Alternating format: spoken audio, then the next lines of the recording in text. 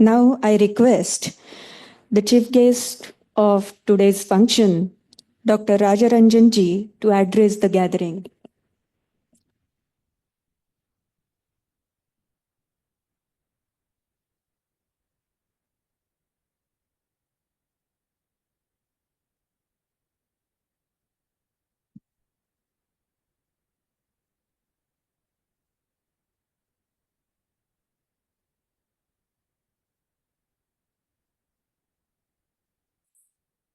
Namaskar, Namaste, Vanakkam, good morning. Thank you for the response. First of all, I am honored and thankful to VIBA, Vijnana Bharati, the Indian Knowledge Systems, and the organizers, both Kumbhala Sastri and Shivakumar Sharma Saab. Actually, I was interested that I had been in Trivandrum yesterday and was planning to return to Sri Rikota. So on the way, I thought I will just come here because Shastra is always, I like. It's not my first time. Once I came when the founder was there, came from Trivandrum to do some of the knowledge.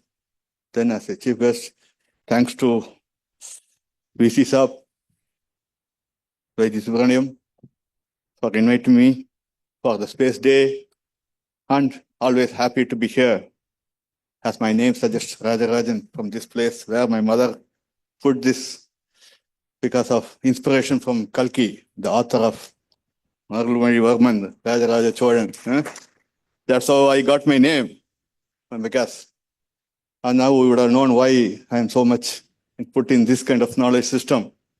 Because from very young days, my mother is a very ardent lover of Kalki. He's a very famous author, very philosophical and many this one. And that's what inspires and many people. And as many people have put, it inspires not only oneself, but your offsprings, next generations, and that's how you continue that tradition. So I am, first of all, feel very humbled in this august presence. The guest of honor, Sri Babaji Raji Bonsle Saab, Dr. Vasan Shinte, Shivakumar Sharma, Siti Roy, Doyens, and those who has put a pioneer in service, Professor Venugopal Shankaran, Gandhi Moti Saab, all the way came down and took this work, which is never, nobody thanks them, but I think we have to give him a good hand to put this place in place. And Professor Madhavi, and all you that you are gathered here, and I'm giving who has come here, so I'll try to do something small. I am from an altogether coming from a different area of space technology where we are supposed to plan our materials, science and technology mission area to look at space in a much more knowledge-based and corroborate all your knowledge that you are doing in this Mother Earth and how we look from this Mother Earth and where. So I used to be, after this, almost 38 years of work in space technology from the day one. Since straight away from college, there is no other go. I worked in space technology. And my father used to be a material science man. So I also started working in composites.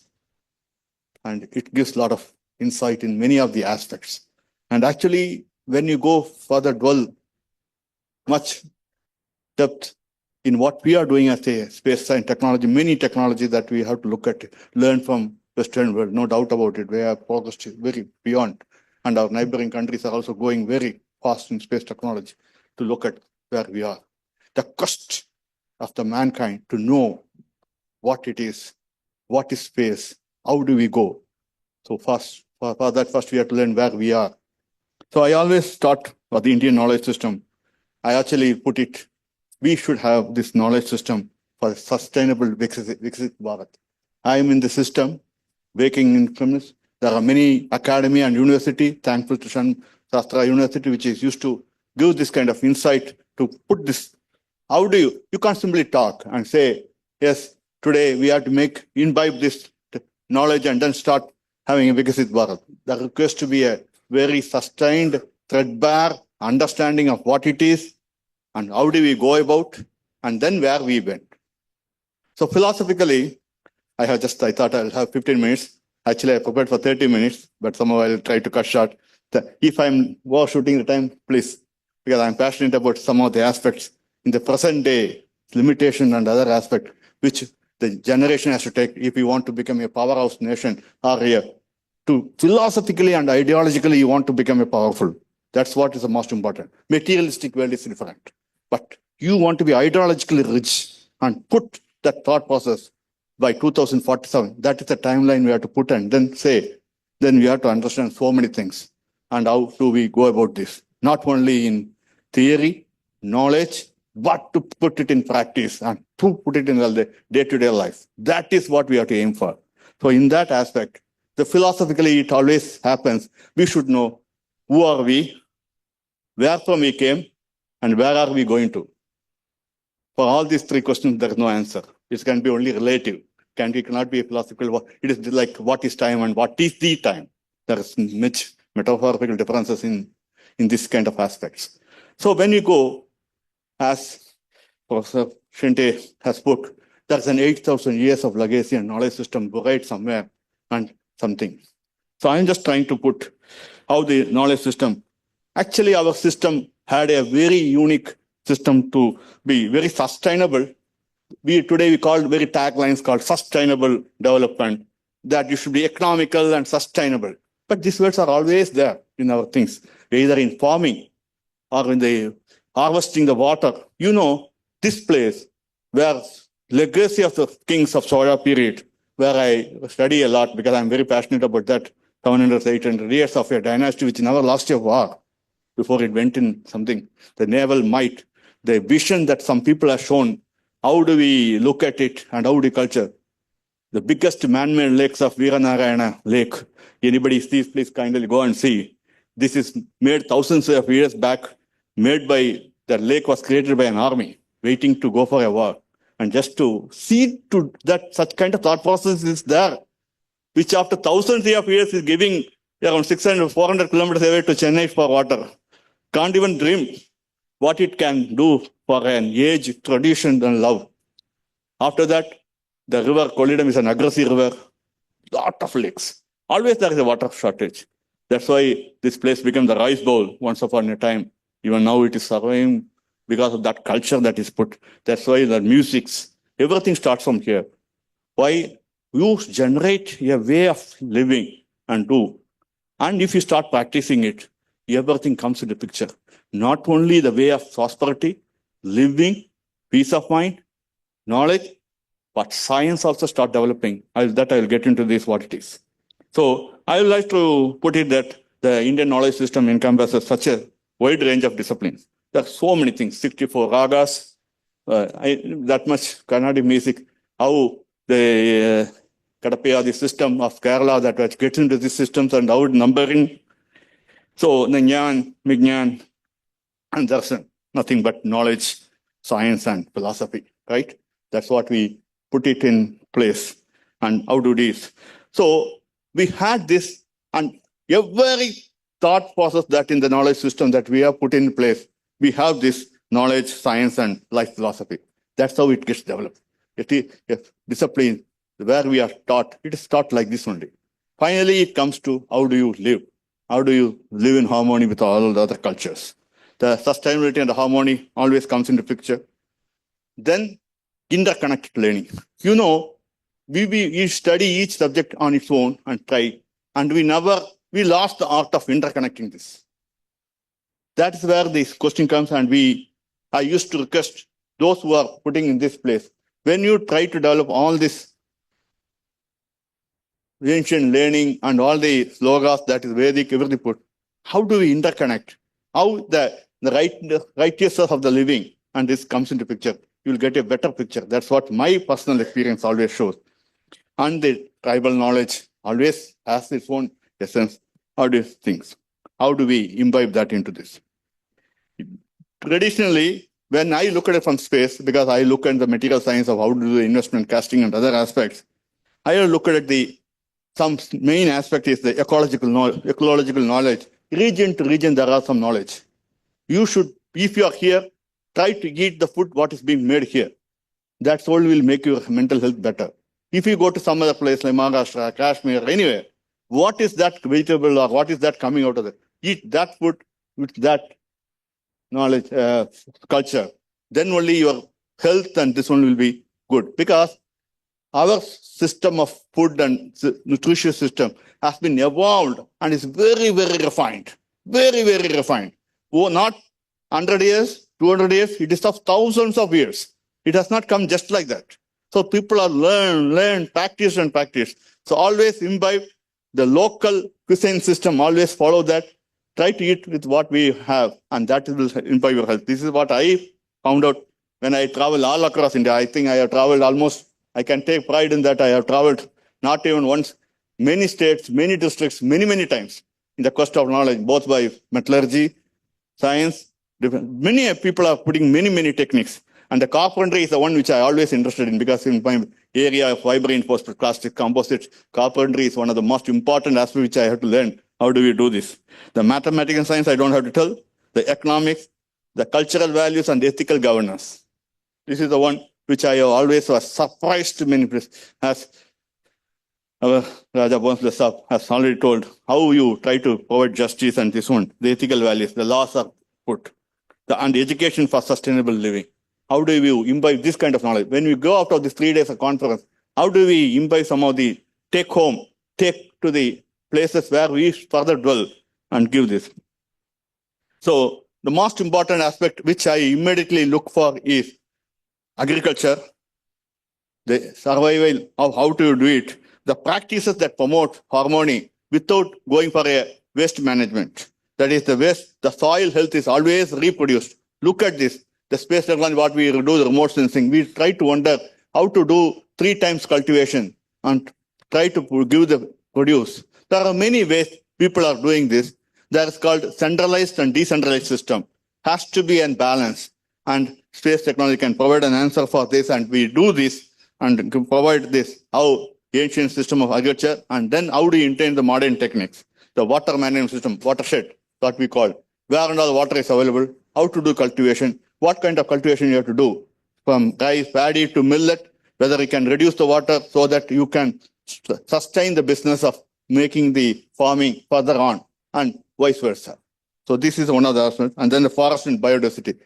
We are always proud. I am coming from Sirikare, Kota. It's a jungle island with no habitation that much, only 6,000, 7,000 people, everybody put together, and 45,000 acres of land. When you took over in 1969 and 1971, and today, I can proudly say I am heading that center for the last 6 years. I can say proudly that now the jungle has been densified by 3 times than what it was in 1971, along with the space technology. So thinking that development doesn't mean that it will destroy something and comes in. I can show the pictures of 1970s from various spacecraft or various aircraft, and today's jungle go down. It is possible. It is only the mindset. How do we live? Can we live? Yes, because of this, there will be a lot of reptiles, a lot of snakes, a lot of foxes, everything will be there. But all those things are also animals. We are also an animal, right? Primarily, we are also animal. How do we can say that you are the only right to live here? That the whole planet belongs to all. So look at these aspects. It can coexist. And there are some very good knowledge available in how they live there throughout the country. They don't complain about anything. Imagine, I used to philosophically say to my young students, when they join, it's very difficult. It's just like you are thinking about them. Don't you think they also will be thinking about us in some way or other? Why don't you give that kind of small credit to them? If you can give that sort of credit to them and try to understand, your minds will open up for many, many new ideas. That is what I used to tell. They also know the trees, things. If you think it's living and non-living, it's only your perception. But there are many things which it is surviving, right? The stones, everything has shrunk thousands and millions of years. Something is there. You do the carbon dating. So I used to do my first boss, C.R. Satya, is no more.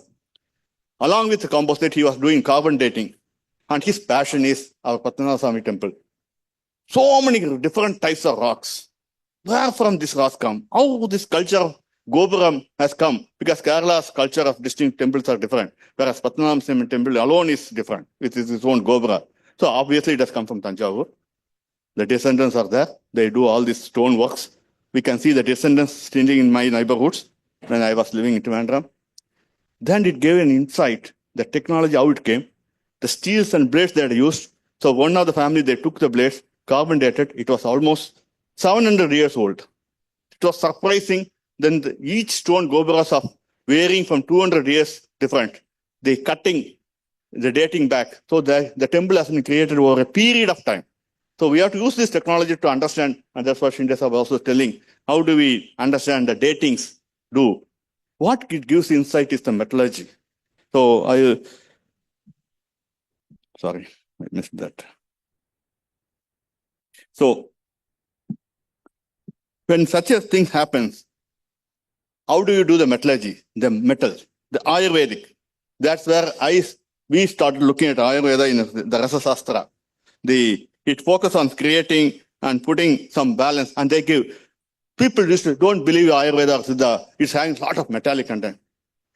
My dear friends, I used to tell, this is the Bhasma process, the whole transforming the metals into 5 purification, like what we call is it contains mercury, gold, silver, copper, iron, and other elements processed for therapeutic uses. When you do that, what it goes undergoes is the Shodhana process, that is purification.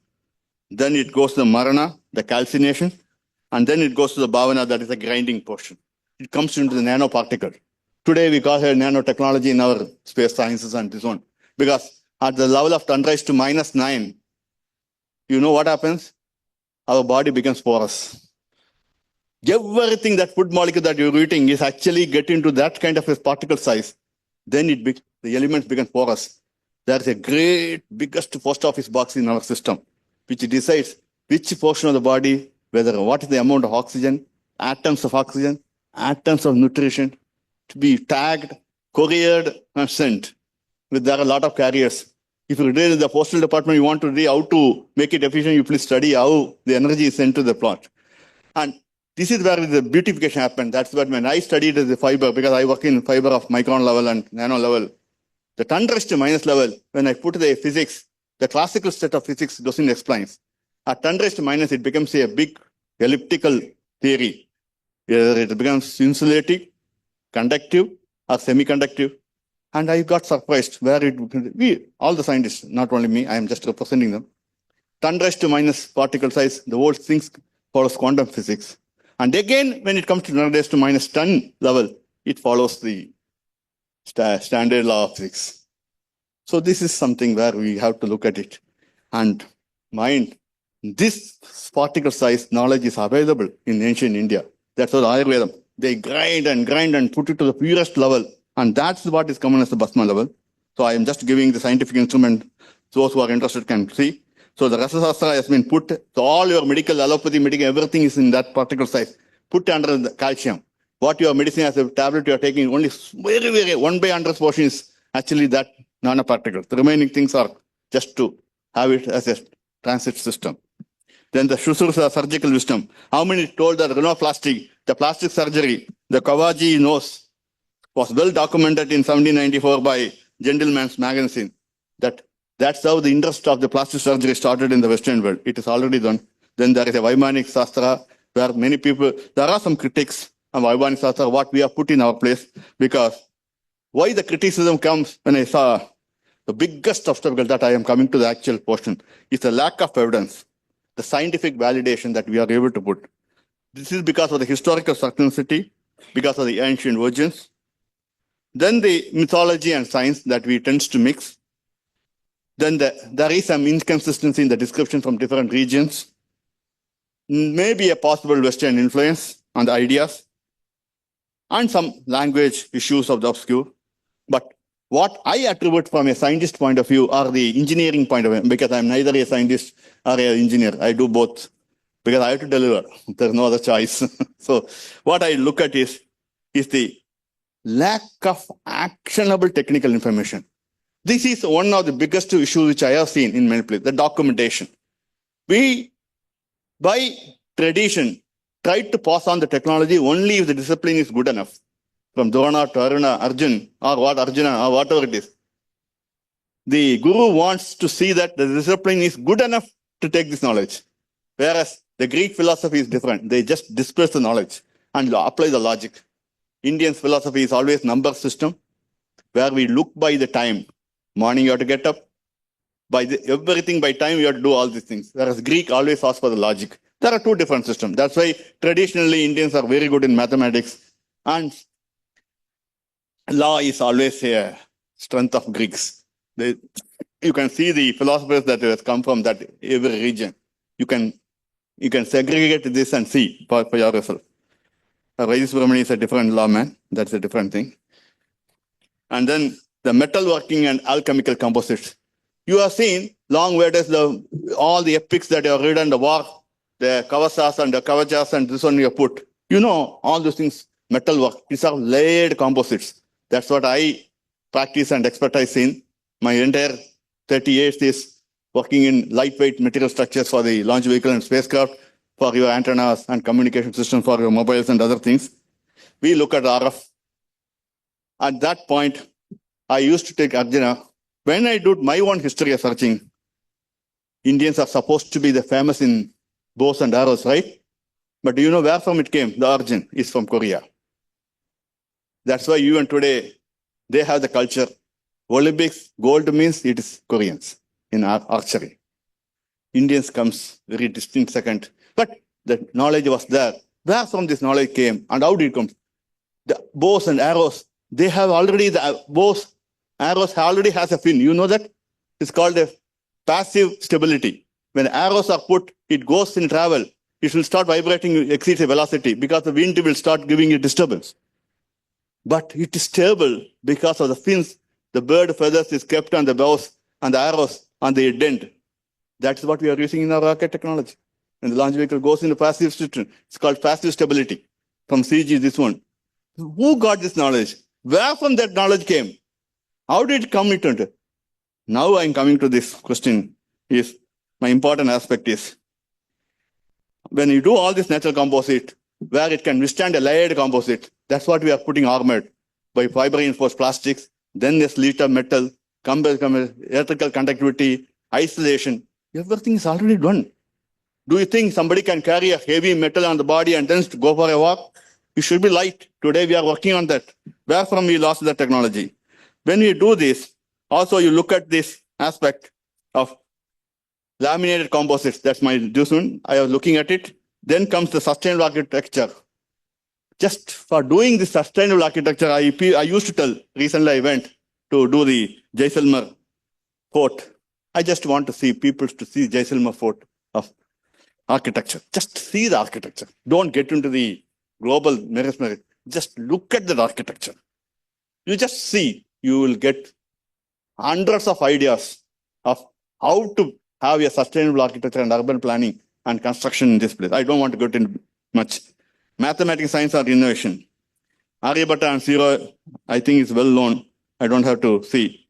Then the Vedanga Jyotia. People tell the zodiac system and other things. There are many insights in this. There are people who simply sat there, spend their time for 12 to 14 years with their Sishyas to observe the solar system and tell us, which even today is very accurate. Where this knowledge went off. The common man doesn't have this knowledge now. So this is what we have to put in place. And that is what rightly put by our Gandhi Sahab also, that you have to inculcate this into our education system. Like some of the institutions that put a chess in the system today, we have a lot of grandmasters. You start spending and investing into this, you will see generations of people with this knowledge system, which will help in your scientific endeavors. That's what I used to put. So I don't want to get into the other celestial systems because the influence extends beyond time. And I used to now look at the different regions, how they are following in different time frames. In what kind of Jyotia they rely on Jyotia and then follow some systems and different times of month. So region to region differs because it depends upon the positioning of sun with respect to their latitude and this one. And you can impart some lot of knowledge. And how do you get this one? Then Surya Siddhanta, the doctrine of sun. that I don't have to do. The time measurement, we have an accurate measurement of sign. When you see this, I have one important aspect is the Emperor Ashoka's transformation. From Kalinga War to this, he started putting some moral laws. We can look at this knowledge system. How come? Those that are people who are 5,000 years and 8,000 years ago they taught. I am talking from 200 before the birth of Christian era to till today. In between that minus two, that before Christ 200 to 700, there are a lot of knowledge developed which we lost. So this is where I want to say the Gurukula and the practice of learning has to be imbibed and is to be recorded, not simply by oral. It should be put in place and well documented. If it is so, the biggest question for me is always this, for which I am trying to learn. If all this knowledge is available, then why and how we did lose it? Right? We lost it. No doubt about it. Today, there are many in the accurate documentation, the modernizing the IKS for sustainability is for my way of, I used to give in many places, is the accurate documentation is very important. This limited written record is not a good one. We have to imbibe with the technology and straight. That's why today in the morning when we are discussing the library, we have to invest in library. There's no doubt about it because there are so many books and so many publications available which people would not have seen. Has to be put into the public. At least 10% of the public, if he sees that, it brings an immense value into the society. There's no doubt about it. It actually will start pushing the society much forward. This is where we have to put in. Then the scientific validation and tradition. We have to invest in time in scientific validation of all those findings of traditional wisdoms. Then integrating this Indian knowledge system into the modern policy framework. How do we do that? It has to be done if you want to retain your cultural significance into this. So this is my path to Vikasit Bharat by merging these traditional wisdoms and modern science, and we can lead the way. Some of the thing is to revitalize this principle for a future development and the Indians' cultural heritage. Here, I want just to give only 1 minute, 2 more minutes. The Mother Sister Vidhana, that is the metallurgical marvel of India. If anybody is there, please go to the Saraswati Mahal and statue. There is a big statue. We would have already talked about the Chola bronze casting tradition, right? You would have heard some of the intrinsic, like Lord Muruga the Panjachala, and then the Mohenjo-daros, what is called, we call it the dancing girl, the bronze and the brass statue and the Panchaloga statue that is made in almost 2300 BC, which is available. How that knowledge came from there to here, this region, and how it would have done. Investment casting. We paid crores and crores money to get this to do it for our cryogenic technology, which we are doing it for our launch vehicles, which puts the payload into the orbit. If you want to enhance your payload, to put it in space. Why we are doing this is where this knowledge went off. And even today, there are some people who are doing this investment casting, single casting. This is where I want that knowledge which was available, the entire Chola period as this system, flourishing like as a cottage industry. Every household has this, making this. Suddenly we lost it. And where does it come? Today, even that 2-meter tall Nadaraja statue at CERN, the European Organization for Nuclear Research. Please, I have visited, I was just marveling at that. Who has made and how it went there? Single investment casting. To do this today, it requires so much. I don't want to tell anything. Those who are, I'm working in this area, I'm just marvel at this position. Then the stress management, the remaining things, I leave it to this one. Then I request that when I asked some new coding system, in one of the triple IIT, I gave a talk on Kadapayadi system of Kerala, where the entire Mahabharata, the original name is Jaya. That if you put that numbering system, it is 18. 81, it will come and become 18. The period of pi in the sloga is given up to the 21st decimal, it came to accuracy. And the sun, nuclear, the Panchangam, everything, they have been coded into the slogas. And if you use the Kadapayadi system, you will get a wonderful meanings, the scientific values that has been imbibed into the system. That is what you have to bring it out and give it to the common knowledge so that they will get interested. What other hidden treasures are available in this place? And that's what will help you Because as I go towards facing the man or the human being into the space, understand our wisdom is what we can see. The sphere of knowledge is only what we see and what we interview. As the days goes by, there are going to be days, and just giving, you need not believe, but your generations will believe. Within next 100 years, today only 21 human beings are in the space. Another 50 years, there is going to be 1 lakh people is going to be in space. People are going to have petrol bunks, fueling station in the midway space before going to Mars, moon, habitation. Already work is on, because human being, the civilization is a greedy civilization. Human beings, per se. We are the one which started doing the sustainable one very long back in 2000 years itself. So we can show to the world, how do you do a sustainable living in this society, and go forward with the technology, because space is one of the best places to have some of the therapeutic medical treatment, because we are now reaching whether we can live beyond 100 years further with some of the very breakthrough technology in the medicine and this one, which can be possible to have the chemical reaction only in space under zero-G gravity, and data transfer in terabytes. It's all possible only in space, because we can make the near perfect shapes. There is nothing called near perfect shape, because gravity, Earth gravity will pull you. So we are planning our sister planets, both Venus and Mars, so that around 100 years from now, your Kotra will not only be Shiva Kotra, other Kotra, Narayana and other things. Earthling Kotra, it can be Chandra Kotra, or it can be Mars, Chandrayan, Venus Kotra. And I look forward to the generations today standing, all the students who are here, take forward our Indian tradition to make India as a powerful nation, lead the way and spread across, not only at Mother Earth, but across this planetary system for our human beings to live for further millions of years away.